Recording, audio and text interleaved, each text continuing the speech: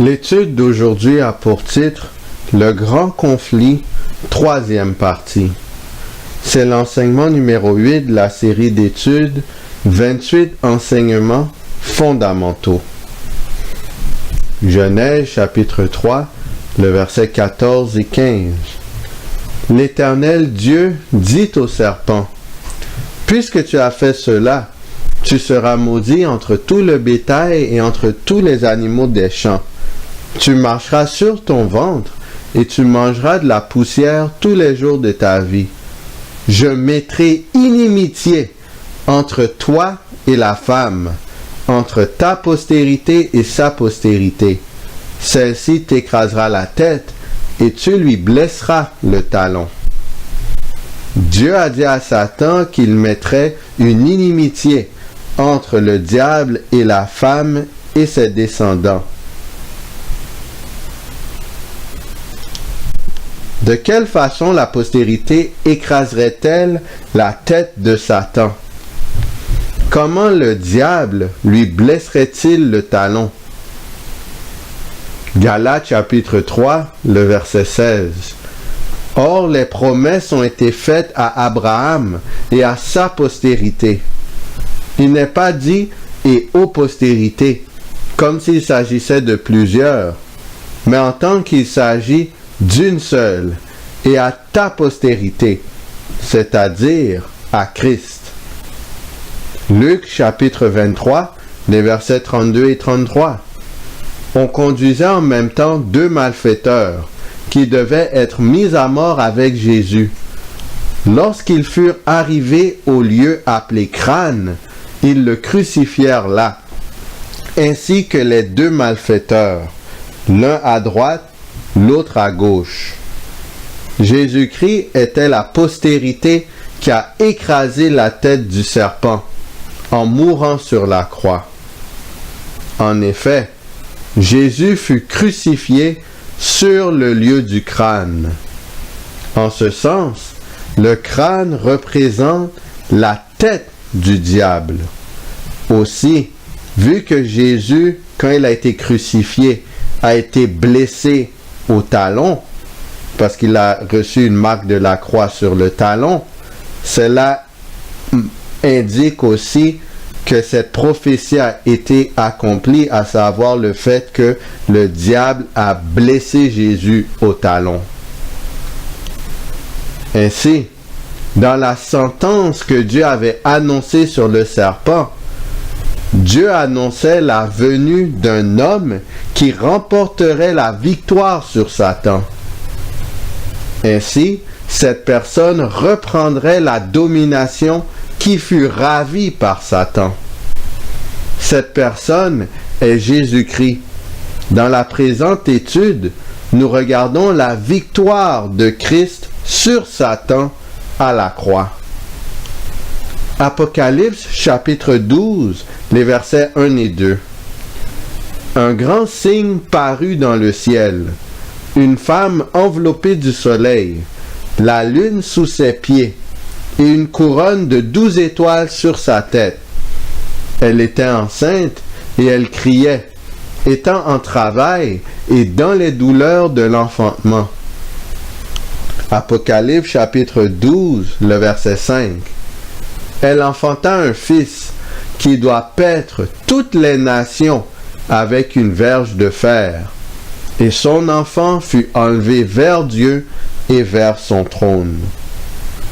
Cette situation correspond à la prophétie de Genèse qu'un enfant, un humain, devait recevoir la domination terrestre. Apocalypse chapitre 12, les versets 3 et 4. Un autre signe parut encore dans le ciel, et voici, c'était un grand dragon rouge, ayant 7 têtes et 10 cornes, et sur ses têtes 7 diadèmes. Sa queue entraînait le tiers des étoiles du ciel, et les jetait sur la terre. Le dragon se tint devant la femme qui allait enfanter, afin de dévorer son enfant lorsqu'elle aurait enfanté. La haine entre le dragon envers la femme et son enfant correspond aussi à l'inimitié prédite dans le livre de Genèse entre le serpent et la femme, entre la postérité du serpent et la postérité de la femme.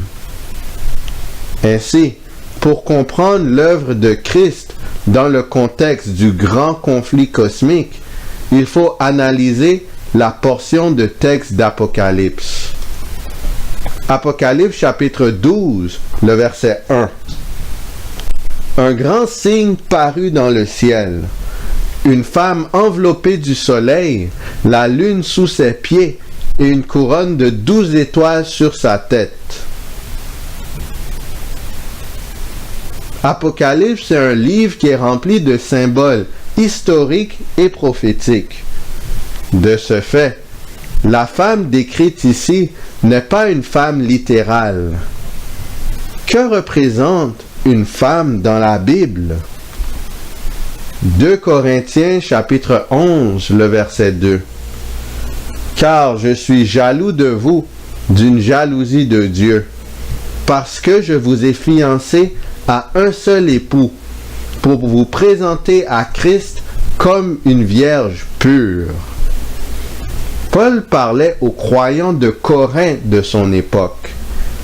Dans la Bible, la femme, la vierge, représente l'Église, le peuple de Dieu. Apocalypse chapitre 12, le verset 2. Elle était enceinte et elle criait, étant en travail et dans les douleurs de l'enfantement. Apocalypse chapitre 12, le verset 5. Elle enfanta un fils qui doit paître toutes les nations avec une verge de fer. Et son enfant fut enlevé vers Dieu et vers son trône. Qui est l'être humain, l'enfant mâle, qui devait paître les nations avec une verge de fer? Psaume chapitre 2, les versets 7 à 9. Je publierai le décret. L'Éternel m'a dit, tu es mon fils, je t'ai engendré aujourd'hui. Demande-moi et je te donnerai les nations pour héritage, les extrémités de la terre pour possession. Tu les briseras avec une verge de fer. Tu les briseras comme le vase d'un potier. Ésaïe chapitre 7, le verset 14. C'est pourquoi le Seigneur lui-même vous donnera un signe. Voici, la jeune fille deviendra enceinte. Elle enfantera un fils, et elle lui donnera le nom d'Emmanuel. Matthieu chapitre 1er, le verset 20 et 21. Comme il y pensait, voici, un ange du Seigneur lui apparut en songe, et dit, Joseph, fils de David, ne crains pas de prendre avec toi Marie, ta femme, car l'enfant qu'elle a conçu vient du Saint-Esprit. Elle enfantera un fils, et tu lui donneras le nom de Jésus. C'est lui qui sauvera son peuple de ses péchés. Matthieu chapitre 1, versets 22 et 23. Tout cela arriva, afin que s'accomplisse ce que le Seigneur avait annoncé par le prophète. Voici, la Vierge sera enceinte, elle enfantera un fils, et on lui donnera le nom d'Emmanuel, ce qui signifie Dieu avec nous. L'enfant mâle qui naquit représente Jésus-Christ. Il est né de cette femme. Jésus était juif du peuple de Dieu de son temps. Jésus était ainsi à la fois un être humain et Dieu, car il est appelé Emmanuel, ce qui signifie Dieu avec nous. Jésus était désigné par Dieu pour reprendre la royauté terrestre qu'Adam a perdue en commettant le péché.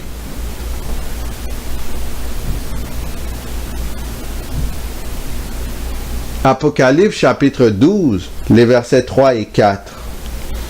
Un autre signe parut encore dans le ciel. Et voici, c'était un grand dragon rouge, ayant 7 têtes et 10 cornes, et sur ses têtes 7 diadèmes. Sa queue entraînait le tiers des étoiles du ciel, et les jetait sur la terre. Le dragon se tint devant la femme qui allait enfanter, afin de dévorer son enfant lorsqu'elle l'aurait enfanté. Satan, le roi de la terre au moment de la naissance de Christ, a voulu mettre à mort Jésus afin de conserver son royaume. Comment a-t-il tenté d'assassiner Jésus dès la naissance de ce dernier? Matthieu chapitre 2, le verset 16. Alors Hérode, voyant qu'il avait été joué par les mages, se mit dans une grande colère, et il envoya tuer tous les enfants de 2 ans et au-dessous qui étaient à Bethléem et dans tout son territoire, selon la date dont il s'était soigneusement enquis auprès des mages. C'est à travers Hérode, le gouverneur de la Palestine, que Satan tenta de tuer Jésus. Si cette tentative avait réussi, Satan serait demeuré le roi de la terre. L'humanité aurait été sous le contrôle complet du diable. Apocalypse chapitre 12, le verset 5. Elle enfanta un fils qui doit paître toutes les nations avec une verge de fer. Et son enfant fut enlevé vers Dieu et vers son trône.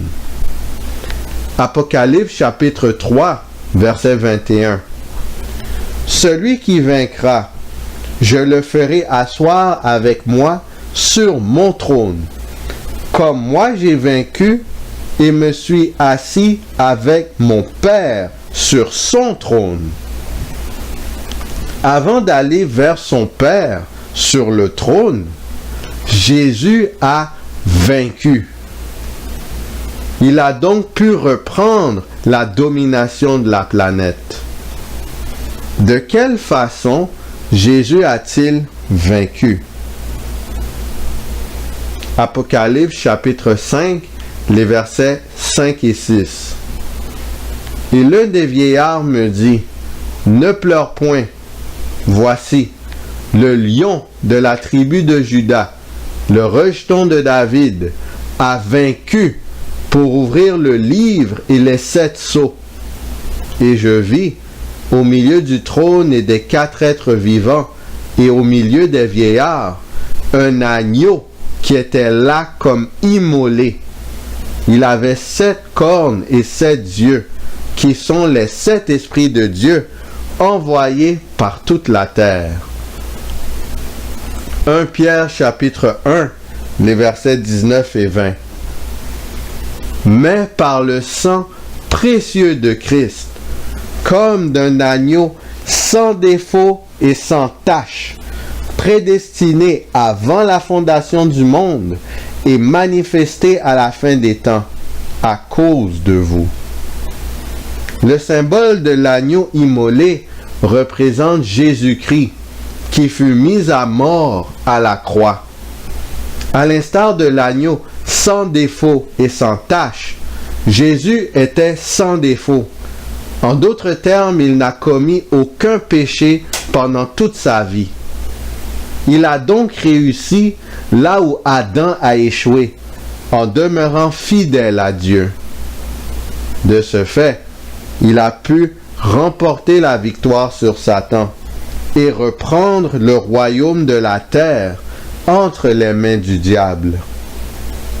Il est réconfortant de savoir que la mort de Christ était prévue avant la création. Cela indique que Dieu avait un plan pour délivrer la race humaine avant même de l'avoir créée.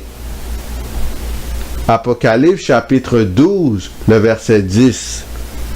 Et j'entendis dans le ciel une voix forte qui disait, « Maintenant, le salut est arrivé, et la puissance et le règne de notre Dieu, et l'autorité de son Christ, car il a été précipité, l'accusateur de nos frères, celui qui les accusait devant notre Dieu jour et nuit. Une voix dans le ciel proclame que le salut est arrivé. L'œuvre de Jésus-Christ sur la terre avait donc des répercussions à portée universelle. Les êtres célestes avaient aussi besoin que Jésus remporte la victoire à la croix. Cela contribuait également à leur salut éternel, même si ces créatures n'ont pas commis de péché. Dans quelle mesure les êtres célestes étaient-ils dépendants de l'œuvre du Fils de Dieu pour leur salut? Apocalypse chapitre 12, le verset 10.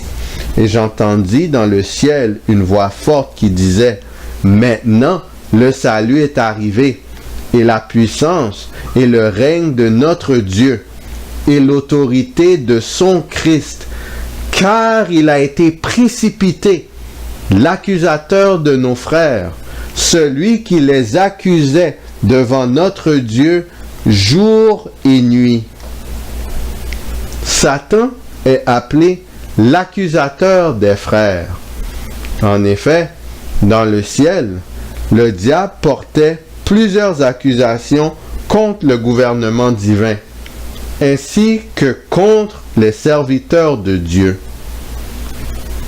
Voici quelques passages qui servent d'exemple. Job, chapitre 1, les versets 6 et 7. Or, les fils de Dieu vinrent un jour se présenter devant l'Éternel, et Satan vint aussi au milieu d'eux. L'Éternel dit à Satan, « D'où viens-tu? » Et Satan répondit à l'Éternel, « De parcourir la terre et de m'y promener. » Tout d'abord, le lieu de rassemblement des fils de Dieu, où Satan s'est également présenté, n'était pas la planète Terre. En effet, Dieu a demandé à Satan d'où il venait, et le diable lui a répondu qu'il venait de la terre. Comment se fait-il que Satan avait une place dans cette rencontre céleste?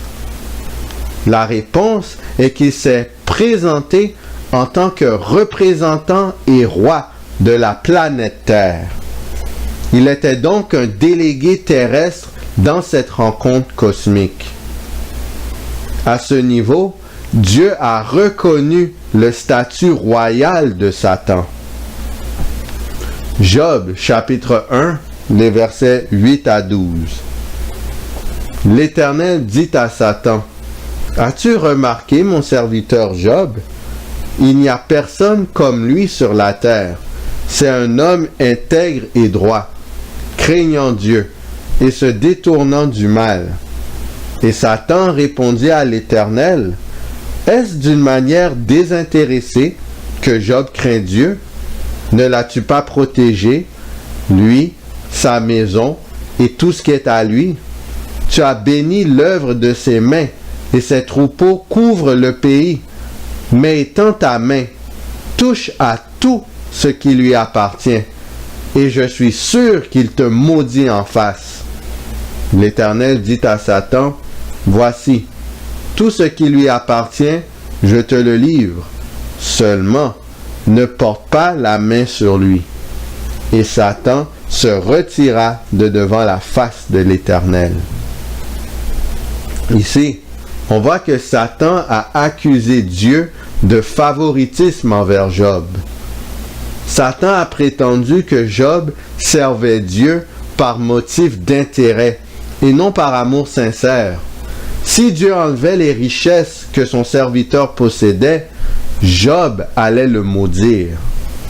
Pour répondre à cette accusation, le Seigneur a permis à Satan de troubler Job par des événements terribles. Cependant, il ne lui a pas permis de porter atteinte à la vie de son serviteur. On voit que Dieu contrôle jusqu'à quel point Satan peut tenter ses créatures. Job, chapitre 2, versets 1 à 4. Or, les fils de Dieu vinrent un jour se présenter devant l'Éternel, et Satan vint aussi au milieu d'eux se présenter devant l'Éternel. L'Éternel dit à Satan, « D'où viens-tu » Et Satan répondit à l'Éternel, « De parcourir la terre et de m'y promener. » L'Éternel dit à Satan, « As-tu remarqué mon serviteur Job? Il n'y a personne comme lui sur la terre. C'est un homme intègre et droit, craignant Dieu et se détournant du mal. Il demeure ferme dans son intégrité, et tu m'excites à le perdre sans motif. » Et Satan répondit à l'Éternel, « Peau pour peau. Tout ce que possède un homme, il le donne pour sa vie. » Job chapitre 2, versets 5 et 6.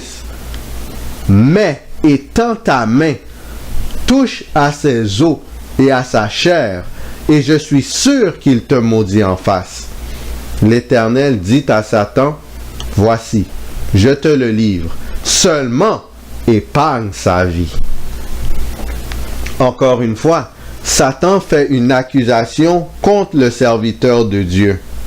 Cette fois-ci, il dit que si le diable cause du tort physique à Job, ce dernier va maudire le Seigneur. Pour répondre à cette accusation, Dieu permet à Satan de frapper Job par des souffrances. Cependant, Satan n'a pas le droit de le tuer. Zacharie, chapitre 3, les versets 1 à 4. Il me fit voir Josué, le souverain sacrificateur, debout devant l'ange de l'Éternel, et Satan qui se tenait à sa droite pour l'accuser. L'Éternel dit à Satan, « Que l'Éternel te réprime, Satan, que l'Éternel te réprime, lui qui a choisi Jérusalem. N'est-ce pas là un tison arraché du feu? » Or Josué était couvert de vêtements sales, et il se tenait debout devant l'ange.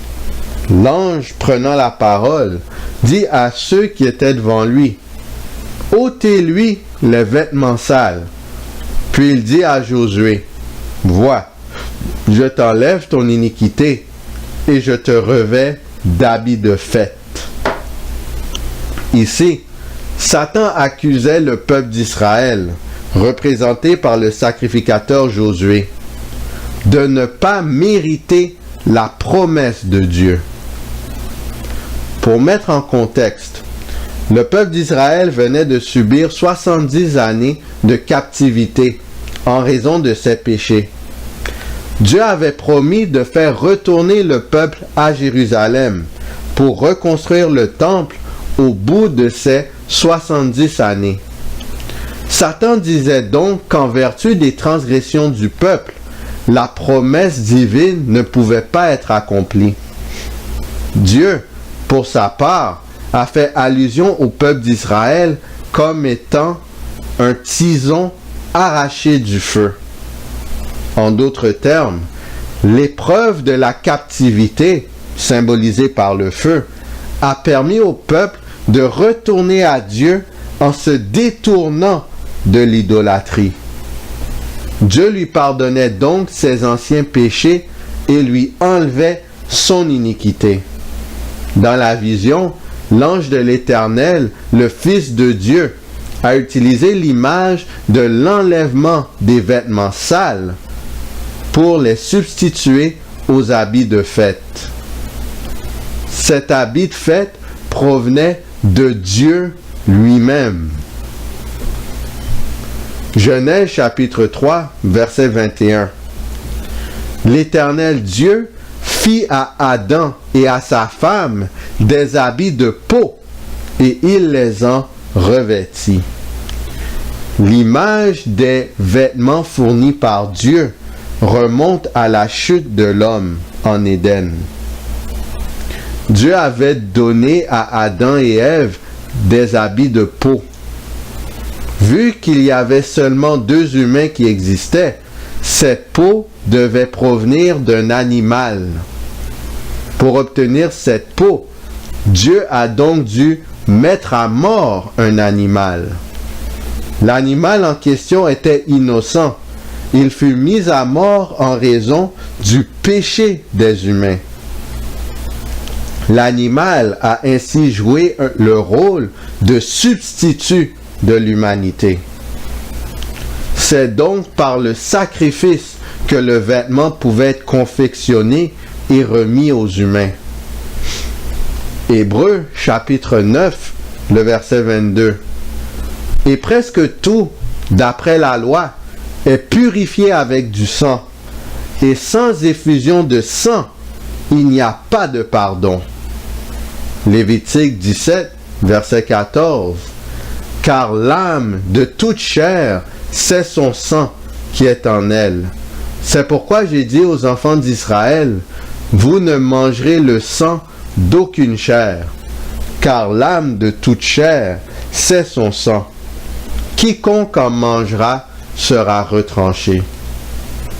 Le dictionnaire Larousse définit l'effusion de sang comme étant l'action de répandre le sang, la tuerie, le massacre. Le sang, dans la Bible, représente l'âme de toute chair. En d'autres termes, cela représente la vie de toute créature. Ainsi, l'effusion de sang constitue la vie qui doit être répandue, une tuerie ou massacre qui doit avoir lieu. De ce fait, pour qu'il y ait le pardon des anciennes fautes, il doit y avoir un meurtre. Par extension, pour que les accusations de Satan soient répondues sur la capacité de Dieu de pardonner son peuple, il doit y avoir un meurtre. La mort du Christ est la réponse suprême aux accusations du diable. En effet, en vertu de la croix, tous les êtres célestes ont compris la nature réelle des accusations de Satan. De plus, ils ont vu à quoi aboutit le gouvernement du diable, à savoir la mort de Dieu lui-même. Depuis la mort de Christ, Satan n'a aucune accusation qu'il peut porter envers le gouvernement divin. De plus, il n'est plus le roi de la terre, car Jésus a pris sa place. Ainsi, le diable ne peut plus se présenter dans les comités célestes comme il faisait autrefois. En ce sens, il fut précipité du ciel sur la terre. Apocalypse chapitre 12, le verset 12. C'est pourquoi réjouissez-vous, cieux, et vous qui habitez dans les cieux. Malheur à la terre et à la mer, car le diable est descendu vers vous, animé d'une grande colère, sachant qu'il a peu de temps. Satan était banni des lieux célestes. Les habitants des cieux pouvaient maintenant se réjouir. Ils peuvent adorer Dieu en esprit et en vérité, ayant une juste conception de l'amour de Dieu envers ses créatures. Grâce à l'amour de Christ, ils sont ainsi préservés de toute possibilité d'apostasie. Apocalypse 12, verset 12. C'est pourquoi réjouissez-vous, cieux, et vous qui habitez dans les cieux. Malheur à la terre et à la mer, car le diable est descendu vers vous, animé d'une grande colère, sachant qu'il a peu de temps. Depuis la croix, Satan sait que son règne prendra fin. Il sait qu'il a perdu la guerre contre le Fils de Dieu. Il est donc en colère contre la race humaine, spécialement ceux qui font partie de la postérité de la femme. Il cherche à guider le maximum d'humains vers la perdition, afin qu'ils subissent aussi la défaite dans le grand conflit. Sur ce, qui allons-nous choisir? Choisirons-nous le camp de l'agneau, la domination éternelle de Christ? Ou prenons-nous le camp du serpent, la domination temporaire de Satan? Cette domination est appelée à disparaître parce que Jésus a remporté la victoire sur la croix. Suivons l'agneau de Dieu partout où il va, parce qu'il nous prépare une place, la Nouvelle Jérusalem. Nous y avons accès. Il a déjà vaincu et nous sommes vainqueurs avec lui si nous le laissons nous guider. Que le Seigneur nous garde.